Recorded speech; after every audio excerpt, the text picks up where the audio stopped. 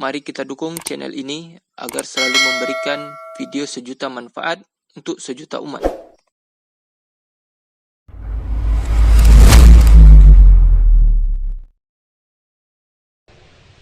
Hadirin jamaah Jumat yang dimuliakan Allah Subhanahu wa ta'ala.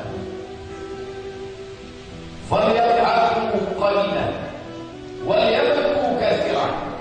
Jangan banyak tertawa, banyaklah menangis, meneteskan air mata, mengenang dosa, mengenang hari-hari berlalu tanpa amal saleh. Tapi ada seorang hamba yang semestinya menghambakan diri pada Allah, tapi dia hambakan dirinya pada syaitan, dia hambakan dirinya pada harta dan kuasa, dia melupakan Allah, tertawa terbahak-bahak. Umurku panjang, badanku sehat, rezekiku lancar, tidak pernah beribadah kepada Allah, tak pernah mengerti perasaan orang susah. Dia sedang dipermainkan dengan istidraj. Allah berfirman, sanastadrijuhum min haitsu la ya'lamun. Kami permainkan mereka dengan istidraj. Rezeki lapang, anak sehat, keluarga tenang, tapi tak pernah beribadah kepada Allah. Wa umli lahum, aku ulur kepada mereka, ulur rezekinya, ulur umurnya. Innaka ini matin, aku sedang mempermainkan mereka dengan tipu daya. Yukhadi'un Allah, mereka menyangka sedang menipu Allah. Wa huwa khadi'uhum, Allah sedang menipu mereka dengan permainan dunia. Tertawa dia terbahak-bahak, setengah malu, lalu kemudian malaikat maut menyentap menani. Napas yang terakhir dalam keadaan su'ul khatimah, mati dalam keadaan lalai, dan yang keluar dari mulutnya adalah bukan lafaz Allah. Inilah yang paling mengerikan. Ramai-ramai orang membawa jenazahnya ke rumah. Sampai di rumah, jas baju kebesaran mulai dilucuti, dilepas satu persatu. Lalu jenazah yang terbujur kaku itu ditutup dengan kain selendang panjang. Tadi badannya hangat, jantungnya masih berdetak, tapi mulai detik itu darahnya membeku, badannya mulai sejuk, dingin, dan tak satu pun orang mau mendekat. Mulutnya ternganga, istrinya yang dulu katanya cinta, anak-anak yang belum papa, hari ini mereka ketakutan melihat mata bapaknya melotot kesakitan, melihat ruhnya keluar ditali seperti kulit kambing yang dilepaskan dari kambing dalam keadaan hidup, tercabik-cabik seperti tercabut mata kail pancing dari kulit yang basah, seperti tebasan pedang di tempat yang luka beratus kali, melelehkan air mata, tapi sakit tak dapat diceritakan dengan kata-kata. Sampai akhirnya Tuan Imam datang. Perlahan-lahan Tuan Imam menutupkan matanya. Allahumma ighfir li fulan ibni fulan warfa' darajatahu ma'al mahdi. Inna lillahi wa inna ilaihi raji'un. Tak satu pun dari mereka pandai menutupkan kelopak mata bapaknya, karena memang anak-anak itu tidak pernah dididik agama. Dimanjakan dengan materi, dimanjakan dengan alat telekomunikasi modern. Sikit pun sentuhan agama, kasih sayang yang meracun dan membunuhi anak-anak. Itu yang dia lakukan selama hidupnya. Keesokan hari, jenazah itu pun dilepas. Atas sambutan dari RT RW, tokoh masyarakat, paguyuban, pejabat, mereka melelehkan air mata. Tapi mereka lupa, semakin lama kata sambutan itu, semakin panjang penderitaan. La tahbisuhu, jangan tahan jenazahnya lama-lama. Kalau dia orang baik, cepat pertemukan dia dengan kebaikannya. Kalau dia orang jahat, cepat-cepat kalian campakkan beban busuk itu dari pundak kalian, kata Nabi. Maka mereka memperpanjang penderitaannya. Kata sambutan demi kata sambutan, kata takziah demi kata takziah. Mereka menyangka sedang berbuat baik, mereka sangka sedang melepas. Ternyata mereka hanya sedang memperpanjang penderitaan. Sampai akhirnya dimasukkan ke tempat yang paling gelap, tempat yang paling sunyi, tempat yang tak pernah dijenguk, tempat yang tak pernah terpikirkan. Tapi lambat laun masuk juga ke dalam. Anak menyambut dari liang kubur. Setelah mereka timbul, melompatlah sahabat kerabat, lalu mereka mulai menginjak makam itu biar padat. Setelah selesai, kata Nabi, doakan. Saya sudah bertasbih, doakan supaya saudaramu itu bisa lama di liang lahatnya. Menjawab pertanyaanmu karena itu, tapi saya pun tak ingat tentang itu. Yang mereka ingat agar berpakaian hitam, berbaju hitam, sepatu hitam, kacamata hitam. Karena itu yang mereka lihat di sinetron. Mereka tak pernah belajar doa. Mereka tak tahu apa yang harus dipanjatkan. Akhirnya mereka tinggalkan jenazah itu terbujur kaki. Mereka katakan dengan santai, mari kita antar ke tempat peristirahatan yang terakhir.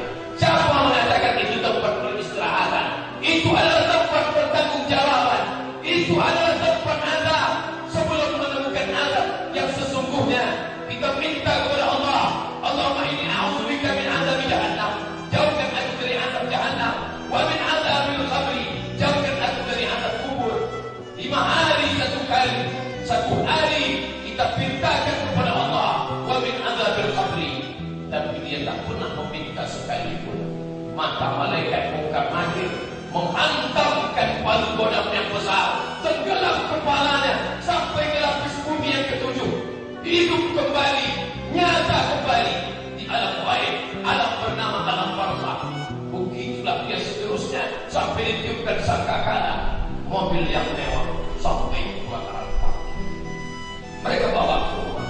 Hari pertama mereka masih menangis berurai dari mata. Hari kedua mereka mulai melihat sinetron. Hari ketiga mereka mulai update status. Statusnya ayahku meninggal. Sahabat-sahabat mendoakan amin, amin, amin. Berakhir hari ketiga, mereka mulai tertawa, mereka mulai tersenyum. Mereka tidak lagi mengingat yang sudah mati. Datanglah laki-laki mengintai, membisikkan kata-kata manja yang lalu biar berlalu. Akan datang mari kita tatap bersama. Karena harta telah dibagi dua, dikenal dengan istilah gojoki. 1 miliar pencarian, pergi pagi pulang petang, beras dengan banting tulang, tak pernah tahu sebabnya, tak pernah tahu mengaji. Panggilan ilahi, hayya 'alas salah. Panggilan ilahi, hayya 'alal falah. Tak pernah mau peduli sampai masanya. Akhirnya harta yang dicari itu dibagi dua juga. Gono kini 1 miliar dibagi dua. Almarhum mendapatkan 500 juta, istri tercinta mendapat 500 juta. Dari yang 500 itu istri mendapat lagi 1/8 karena ada anak. Bulan 560 juta sekian di tangan sang istri yang mulai mempersoleh diri ingin mencari suami yang baru. 4 bulan 10 hari dia menunggu. Selesai itu, selesailah iddah sudah. Berakhirlah dia menjadi nyonya fulan orang lain. Dulu nama di belakang namanya, maka diharamkan menggunakan nama suami di akhir nama istri karena tidak ada hubungan nasab. Mati dimakan cacing tanah, berakhir nama, buatlah nama ayah yang akan kekal abadi. Berdoa di abaihim, panggil mereka dengan nama ayahnya, bukan dengan nama suaminya. Mati suami pertama, berganti dengan nama yang baru. Anak-anak yang dulu pernah dididik agama, tapi sayang 1000 kali sayang, mereka tak pernah diajarkan agama. Dibagi harta warisan. Lalu kemana mereka pergi?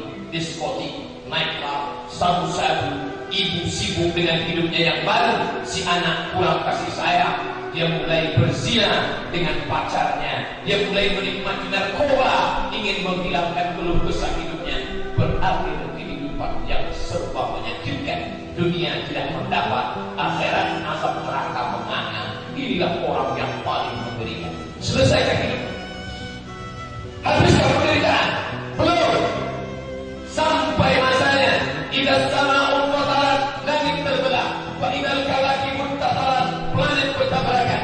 Wa idzal biharu fujirat, tsunami maha besar terjadi. Hancur semesta alam. Wa idzal qubur bu'tsirat, semua yang dikubur dibangkitkan. Alimat nansur ma qaddamat wa akharat. Disitulah orang sadar apa yang sudah kau lakukan. apa yang kau bawa kepada Allah Subhanahu wa Ta'ala. Allah tunjuk dengan satu kata, satu kalimat, innama amruhu ila amri syai'an ayyakuna lahu kun fayakun. Kembali seperti utuh semula, hidup menghadap Allah. Di saat itu barulah diri sadar apa yang sudah dilakukan. Mali, mali, mali, hartaku, hartaku, hartaku. Mana hartaku yang lama? Yang pertama kali ingat harta, anak lupa, istri tak ingat. Hartaku mana? Mana hartaku? Allah menjawab, ma'akal tafa'ab kita. Yang kau makan sudah busuk. Wa malam istafa'ab laita. Yang kau pakai sudah tahu. Wa ma'atasaddaq tafa'ab laita.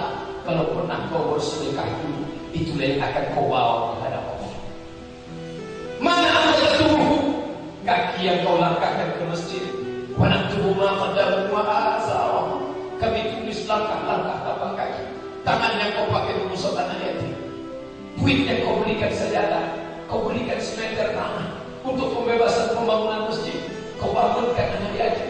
Kau berikan nasi bungkus untuk panti jompo. Tapi sayangnya ketika kutitipkan umur nikmat sehat, rezeki murah, kau tak pernah mengingat aku. Bagaimana yauma tunsa, sebagaimana dulu kau lupakan aku, kata Allah. Maka demikianlah hari ini kau menjadi orang yang terlupakan.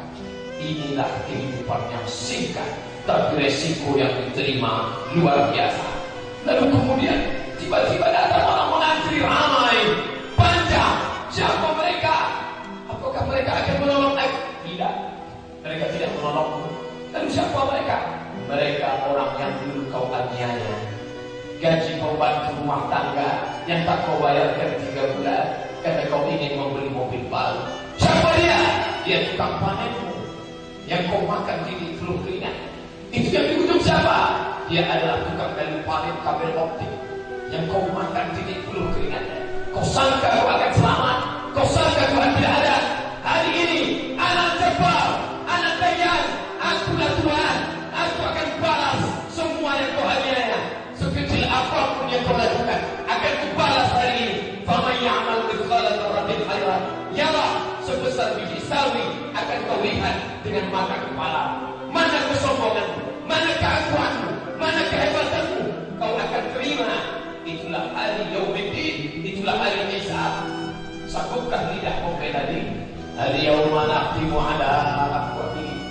Hari itu lidah terkunci. Wa tukallimuna aydihim, tangan akan bicara. Wa tashhadu arjuluhum, kaki akan bersaksi. Bima kanu yaksibun, atas semua yang pernah kita lakukan. Siapa yang akan menolong di hadapan Allah? Yang mayafirul mar'u min akhihi, saudara kandung pun akan dilari. Wa ummihi wa abihi, ibu kandung tak dapat membantu, ayah kandung tak dapat membela. Hari itu hanya amal yang bisa menolong di hadapan Allah Subhanahu wa Ta'ala. Barakallahu wa lakum wa nafa'ani wa iyyakum